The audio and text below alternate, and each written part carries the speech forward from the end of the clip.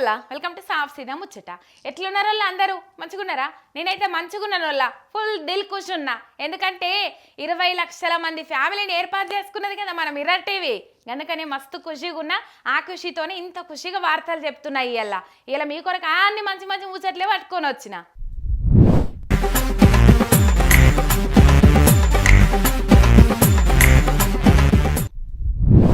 ఇండియాలో జనాలు ఎంత ఖాళీగా ఉన్నారో చూడుండ్రి.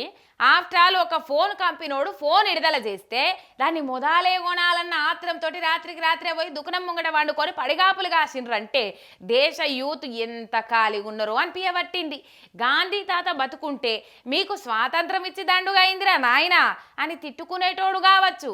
వివేకానంద స్వామి అయితే శిషి గిసొంటోళ్ళ గురించా బాబు నేను గంత మంచి స్ఫూర్తి మాటలు చెప్పింది అని పీలయ్యేటోడు కావచ్చు. ఎవరి పిచ్చాలకు ఆనందం అంటారు కదా. ఐఫోన్ కోసం ఎగబడ్డ జనాల పిచ్చి చూస్తే గట్లనే అనిపిస్తుందట చాలా మందికి. అన్ని పనులు ఇడిచిపెట్టుకొని దుకాణం తెరవక ముందే పోయి లైన్లు కట్టిండ్రు. కొంతమంది షుగర్ ఉన్నోళ్ళు అయితే అర్ధరాత్రే పోయి దుకాణం ముంగట బిస్తరేసుకొని పండుకుంటారట. ఇక తొలుసూరు ఐఫోన్ అందుకోవాలన్న ఆత్రంతో ఇట్లా ఏలం ఎర్రిగా పోయిండ్రు జనాలు అని ఇలా ఆత్రాన్ని చూసిన నెటిజన్లు కూడా చిర్రుబుర్రులాడుతాండ్రు. దేశంలో ఇంత పిచ్చోళ్ళు ఉన్నారా? ఫోన్లు అంగట్లకు ఇడిచిందే అమ్మేతందుకు ఆ వేడికి ఉరికిపోతున్నాయి. ఇలా స్టాక్ అయిపోతే రేపు దొరకాయా? కంపెనీ వాళ్ళు ఏమన్నా పుక్కిడికి అమ్ముతుర్రా?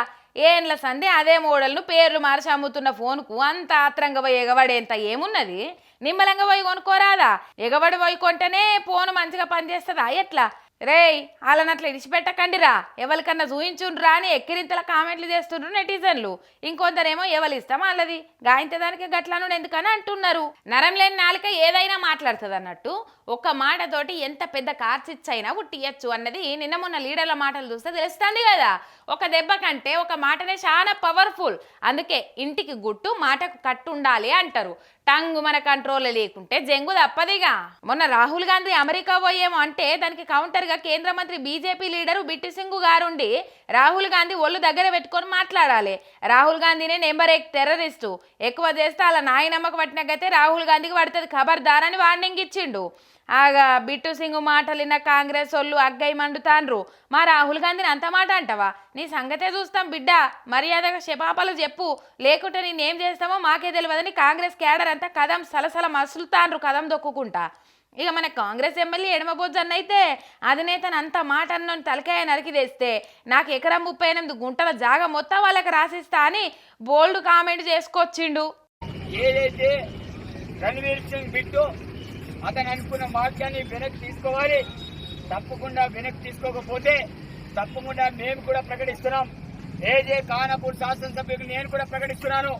అతని తల్లిని ఎవరైతే తీసుకొస్తారో మా నాన్న సంపాదించిన భూమి 1 ఎకరం 38 గుంటలు నేను కూడా రాసిస్తాను. ఎవరైనా తీసుకురావాలి. ఉన్నటువంటి ఆస్తి అదే, నాకున్న ఆస్తిని మా నాన్నకున్న ఆస్తిని రాసేయడానికి నేను కూడా ప్రకటిస్తున్నాను. మరి కేంద్ర మంత్రి రవనీత్ సింగ్ బిట్టు తలకాయ అంటే మటన్ దుకాణంలో దొరికే మేక తలకాయనా తెచ్చిచ్చేతందుకు? విద్వేష పంగట్ల ప్రేమ దుకాణం అని మాటలు చెప్పే కాంగ్రెస్ వాళ్ళు గవ్వేనా మాట్లాడు? కేంద్ర మంత్రి అంటే ఏదో బుద్ధి గడ్డి తిని మాట్లాడు ఉంటాడు. మరి మీకేమైంది? తలకాయలు నరికి దెమ్మనుడైందన్నా? ఇదేమన్నా రాజుల కాలం నాటి రాజ్యాల పాలన అనుకుంటున్నావా? ఎట్లా అని బొజ్జన్న మాటలు చూసిన వాళ్ళు గుర్రు గర్రం అంటున్నారు. తిరుమల ఎంకన్న లడ్డు అంటే ఎంత పవిత్రంగా చూస్తాం, ఏం కథ? ఆ లడ్డు దొరుకుడే మా భాగ్యం అనుకుంటాం. నీసు కౌసు తిన్నా కూడా లడ్డు దగ్గరికి పోకుండా ఉంటాం. అసొంటి లడ్డూలు తయారు చేసేందుకు జంతువుల కొవ్వు వాడినరని ఖుద్దు ముఖ్యమంత్రి బాబుసారే రిపోర్టు బయట పెట్టే వరకు దేశం అంతా బగ్గుమంటున్నది. అటు రాజకీయంగా కూడా వైసీపీ ఇరుకునబడ్డట్టు అయిపోయింది. మరి రాజకీయంగా వైసీపీని ఇరికిద్దామని వేసిన ప్లానా, జగన్ క్రిస్టియన్ అని హిందువులను వైసీపీకి దూరం చేద్దామని కుట్రనా? జగనన్నను దెబ్బతీసేందుకు వేసిన పన్నాగమా ఏంది అన్నది తెలియదు. కానీ చంద్రాల సార్ మాట్లాడిన మాటలు ఇప్పుడు మంటలు పుట్టిస్తున్నాయి. వైసీపీ సర్కారు ఉన్నప్పుడు తిరుమల ఎంకన్న లడ్డూల నెయ్యికి బదులు జంతువుల కొవ్వు వాడిండ్రు. ల్యాబ్ రిపోర్ట్ కూడా అదే చెప్తాంది. చేప నూనె, బీఫ్ కొవ్వు వంటి జంతు కొవ్వును లడ్డు తయారీలో వాడి తిరుమల లడ్డూను అపవిత్రం చేసిండ్రు. కోట్ల మంది భక్తుల నమ్మకాన్ని దెబ్బతీసిండ్రు. నాకు ఆఫీసర్ల సంగతి చెప్పినప్పుడు కలుక్కుమన్నది.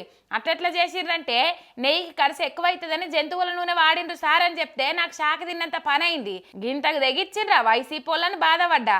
కానీ మేము రాగానే తిరుమల ఎంకన్న లడ్డూ తయారీలో పాల నాణ్యత పెంచినాం, కర్ణాటక రాష్ట్ర సర్కార్ నడిపించే నందిని డైరీ నుంచి నెయ్యిని తెప్పిస్తున్నాం అనుకొచ్చిండు.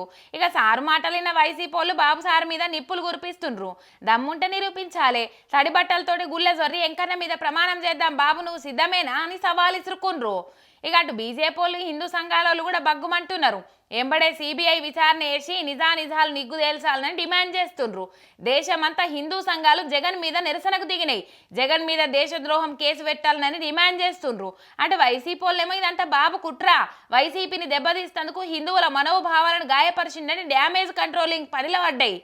అటు జగనన్న హయాంలో నెయ్యి సప్లై చేసిన ఏఆర్ డైరీ అనే కంపెనీ వాళ్ళు మా నెయ్యిల కల్తీ లేదు, అదంతా అబద్ధం, అట్టిగా బదనామేస్తుండ్రని అంటున్నది. మరి ఇంట్లో ఎవరిది నిజం అన్నది నిజంగానే కేంద్రం సిబిఐ తోటి విచారణ నేపించి చిత్తశుద్ధి ఆటుకోవాలి, కోట్ల మంది హిందువుల నమ్మకాన్ని నిలబెట్టాలని అంటున్నారు జరుగుతున్న కాంట్రవర్సీ చూస్తున్నోళ్ళు. మొన్నటి వానలకు రోడ్లు చాలా ఖరాబ్ అయినాయి. చాలా జాగలల్లో ఏడికాడ రోడ్ల మీద అన్ని గుంతలు పడ్డాయి. ఈ పొక్కల రోడ్ల మీద పోయేటోళ్ళు సర్కార్ను తిట్టుకోకుండా ఓనోళ్ళు ఉంటలేరు. ఇక దెబ్బతిన్న రోడ్లకు రిపేర్లు చేపియాలని ఆఫీసర్లు సర్కార్కు రిపోర్ట్ ఇస్తే పైసలు లేవని చేతులు ఎత్తేస్తుందట మన గవర్నమెంటు. మొన్నటి వానలు ఎట్లా పడ్డాయి ఏం కథ? ఆ వానలకు రాష్ట్రంలో 2553 కిలోమీటర్ల దాకా రోడ్లన్నీ దెబ్బతిన్నాయట. ఆఫీసర్లు సర్కార్కు రిపోర్ట్ ఇచ్చిండ్రు.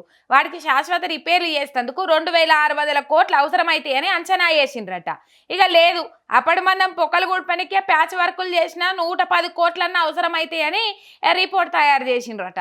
అయితే రాష్ట్ర సర్కార్ దానికి పైసలు కావాలని పోతే ఇప్పుడు పైసలు ఏడున్నాయి, ఖజానాల చిల్లి గవ్వలేదని జోల పట్టుకొని కేంద్రం దిక్కు సాయం కోసం చూస్తుండట. ఇప్పటికే 75,000 కోట్ల అప్పు చేసిన రాష్ట్ర ప్రభుత్వం కనీసం రోడ్ల తాత్కాలిక రిపేర్లకు కూడా సర్కార్ తన 100 కోట్లు కూడా లేవా అని అటు కేంద్ర పోలు కూడా పరిశాన్ అవుతుండ్రట. ఇంకో దిక్కు చిన్న రోడ్లు రిపేర్లు చేసిన కాంట్రాక్టర్లు ఎన్నటి సందో బిల్లులు రాక దిక్కులు చూస్తాండ్రు. సర్కారు కొత్త వర్కులు ఇస్తే పాత బిల్లులు క్లియర్ చేస్తేనే కొత్త కాంట్రాక్టర్లు పడతామని అంటున్నారట. మరి ఈ రోడ్ల రిపేర్కు పైసలు లేవని ఊకుంటుందా? అలవాటైన తీర్ల వాళ్ళ గోసలు వాళ్ళే పడతారని లైట్ తీసుకుంటుందా? లేకుంటే అప్పులు చేసైనా రిపేర్లు చేపించి ఇద్దరు కాపాడుకుంటుందా అన్నది ఇక ముంగటెరకైతుంది అని అంటున్నారట సచివాలయం దిక్కున్న సర్కారు కథ తెలిసినోళ్ళు. ఇగో ఇవాళ ఇలాంటి సాఫ్ సీదా ముచ్చట్లు ఎట్లున్నాయి, మస్తుగున్నాయిలే. మళ్ళీ ఇష్టప్పుడు ఇటువంటి ముచ్చట్లే పట్టుకొని వస్తుంది మీరేక. అంతవరకు మీరు చూస్తూనే ఉండరు మీ మిర్రర్ టీవీ శనార్థి.